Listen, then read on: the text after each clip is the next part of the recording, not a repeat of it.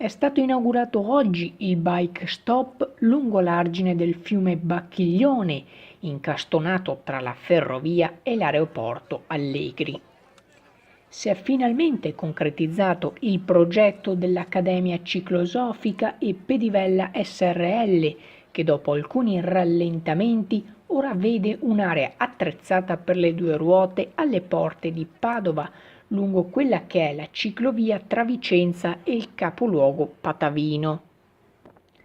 Il fenomeno del cicloturismo è in crescita ed è raggiunto il momento che anche nella città del Santo, così legata al culto delle due ruote, si desse una degna accoglienza ai cicloviaggiatori. L'area del bike stop è attrezzata con un punto di ristoro, un'officina, un punto di noleggio, bagni e docce, giochi e un'area per gli eventi culturali.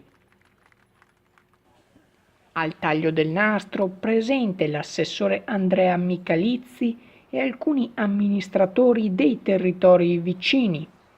Ed è proprio l'assessore che ha svelato alcuni nuovi passi sul futuro dell'area circostante.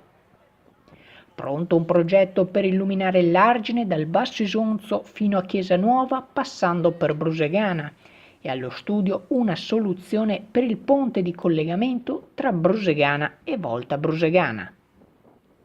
Swisher Channel News, Padova.